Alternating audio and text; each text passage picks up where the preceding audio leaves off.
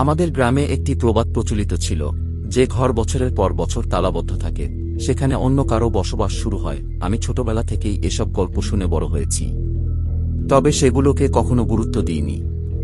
কিন্তু একদিন এমন কিছু ঘটল যা আমাদের পুরো পরিবারকে সেই প্রবাদের সত্যতা নিয়ে প্রশ্ন করতে বাধ্য করল।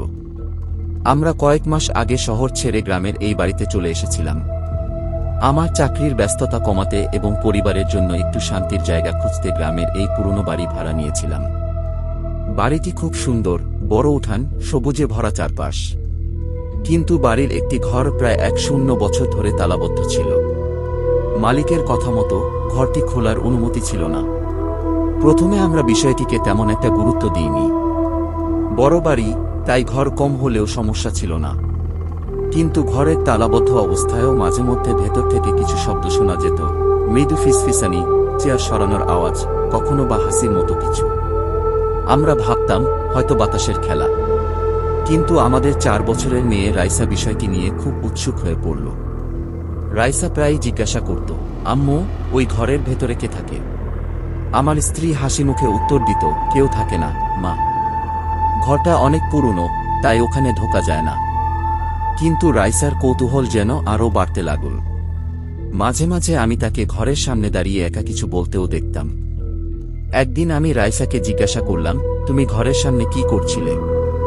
সে মিষ্টি হেসে বলল, আমি আমার নতুন বন্ধুর সঙ্গে কথা বলছিলাম। তার নাম আজিম। আমরা প্রথমে ভাবলাম হয়তো ওর কল্পনার বন্ধু।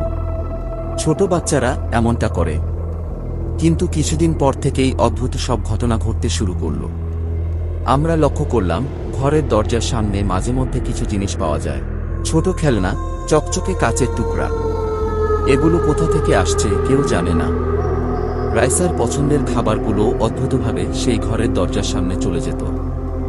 একদিন রাইসা আমার স্ত্রীকে বলল, আজিম বলেছে সে আমাদের সবার বন্ধু হতে চায়, কিন্তু তোমরা তাকে ভয় পাবে বলে সে সামনে আসে না। আমার স্ত্রী বিষয়টি নিয়ে খুবই চিন্তিত হয়ে পড়ল। এগুলো ঠিক হচ্ছে না, আমাদের কিছু করতে হবে, সে বলল। আমরা ঠিক করলাম গ্রাম থেকে একজন আলেম ডেকে নিয়ে আসব। তিনি এসে পুরো বাড়ি দেখে বললেন, এই ঘরের ভেতরে কোনো অশুভ শক্তি নেই, তবে এখানে কেউ বাস করে, সম্ভবত কোনো ভালো জিন। আপনারা ভয় পাবেন না। যদি সে ক্ষতিকারক হতো তাহলে এতদিনে সে কিছু করত, তবে সাবধান থাকা ভালো। এই কথা শুনে আমরা কিছুটা নিশ্চিন্ত হলেও রাইসার প্রতি আমাদের নজরদারি বাড়ালাম। একদিন রাতে আমি ঘুম থেকে উঠে দেখি রাইসা ঘরের দরজার সামনে দাঁড়িয়ে কিছু বলছে।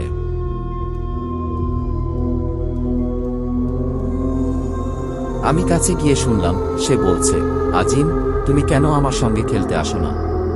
তুমি কি ভয় পাচ্ছ? আমি তার হাত ধরে তাকে ঘরে নিয়ে এলাম।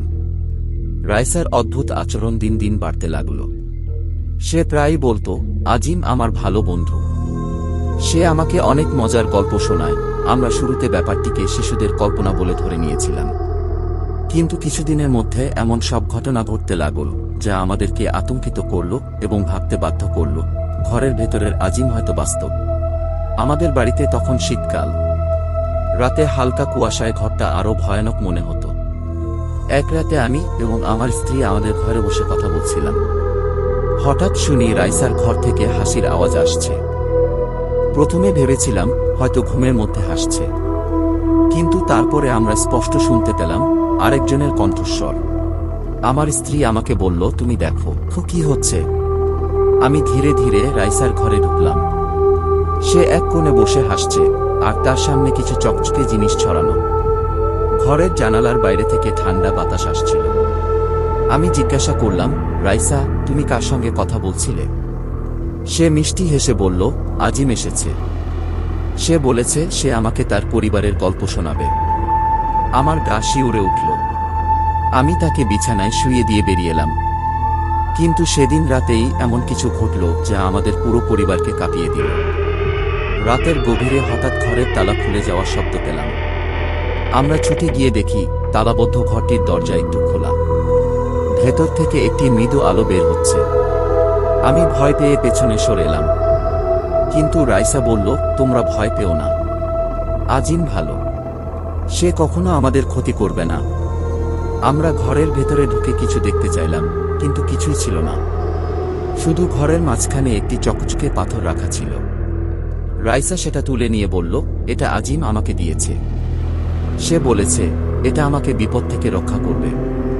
আমার স্ত্রী পাথরটি দেখে ভীত হয়ে বলল, এটা জিনের কোনো চিহ্ন, আমাদের এখানে থাকা উচিত নয়। আমরা পরদিনই স্থানীয় আলেমকে আবার ডেকে আনলাম। তিনি পাথরটি হাতে নিয়ে কিছু পড়তে শুরু করলেন। কিছুক্ষণ পরে তিনি বললেন, এই পাথর ক্ষতিকারক নয়, এটি একটি আশীর্বাদ। জিনটি সত্যিই ভালো এবং বাচ্চাটিকে রক্ষা করতে চায়, তবে আপনাদের সাবধান থাকা উচিত। জিনের সঙ্গে মেলামেশা কখনো ভালো ফল বয়ে আনে না। তিনি আরও বললেন, তোমাদের উচিত তাকে স্পষ্ট জানিয়ে দেওয়া যে সে এই বাড়ি ছাড়ুক। আমরা রাইসাকে বোঝানোর চেষ্টা করলাম যে আজিমের সঙ্গে আর কথা বলা উচিত নয়, কিন্তু রাইসা বলল, আজিম আমার সবচেয়ে ভালো বন্ধু, আমি তাকে ছেড়ে দিতে পারবো না। আমরা বুঝতে পারছিলাম যে এই বন্ধুত্ব রাইসার উপর গভীর প্রভাব ফেলছে। তার শরীর দিন দিন দুর্বল হয়ে পড়ছিল, আর তার মনের মধ্যে এক অদ্ভুত পরিবর্তন দেখা যাচ্ছিল। একদিন রাইসা বলল, আজিম বলেছে সে তার পরিবারকে হারিয়েছে, তারা অনেক দূরে থাকে।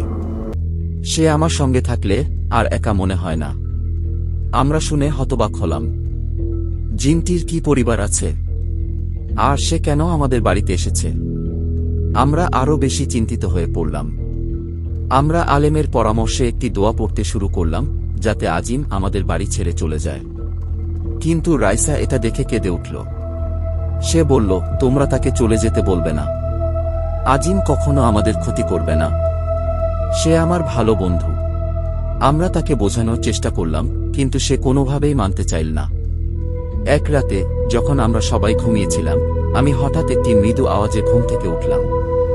ঘরের দরজার সামনে দাঁড়িয়ে একটি মূর্তি, তার গায়ে সাদা আলো, চোখে দয়া। সে মৃদু কণ্ঠে বলল, আমি কখনো তোমাদের ক্ষতি করব না, শুধু রাইসার সঙ্গে খেলতে এসেছি। যখন সে আর আমাকে চাইবে না, আমি চলে যাব। আমি হতবাক হয়ে দাঁড়িয়ে রইলাম, কিন্তু সে মায়াবী কণ্ঠে বলল, আমি ভালোবাসি এই শিশুটিকে, তাকে আমি সব বিপদ থেকে রক্ষা করব। সেই মুহূর্তে আমি তার চোখে কোনো ক্ষতি করার অভিপ্রায় দেখতে পেলাম না, কিন্তু আমি বুঝলাম আমাদের কিছু একটা করতেই হবে। আজিমের উপস্থিতি আমাদের জীবনের অবিচ্ছেদ্য অংশ হয়ে দাঁড়িয়েছিল। যদিও সে কখনো কোনো ক্ষতি করেনি, তবুও আমরা প্রতিদিন এক অজানা শঙ্কায় থাকতাম। রাইসা তাকে বন্ধু হিসেবে মেনে নিয়েছে, কিন্তু আমাদের কাছে এটি ছিল এক অলৌকিক এবং অস্বস্তিকর ঘটনা। গত কয়েকদিনে ঘরের পরিবেশে অদ্ভুত কিছু পরিবর্তন দেখা গেল। রাইসার ঘর থেকে রাতের বেলায় মৃদু আলো বের হতো। কখনো কখনো ঘরের এক কোণে ফিসফিস শব্দ শোনা যেত। আমরা বিষয়টি আরও স্পষ্টভাবে বুঝতে পারছিলাম, আজিম আসলেই জিন। আমাদের পরিচিত আলেম আবার এলেন। তিনি আমাদের বাড়ি ভালোভাবে দেখে বললেন, ঘরটি আজিমের কাছে একটি আশ্রয়স্থল হয়ে উঠেছে। কিন্তু জিনদের সঙ্গে মানবজাতির বেশি মেলামেশা কখনো ভালো ফল বয়ে আনে না। আপনাদের ধৈর্য ধরে তাকে বিদায় করতে হবে। রাইসার কাছ থেকে আমরা আরও অনেক কিছু জানতে পারলাম। আজিম বলেছিল তার পরিবার ছিল এক দূর গ্রামে। সেই গ্রামটি এখন ধ্বংস হয়ে গেছে। তার আত্মীয়স্বজন হারিয়ে গেছে, আর সে একা হয়ে পড়েছে। তাই মানুষের কাছাকাছি থাকতে চায়।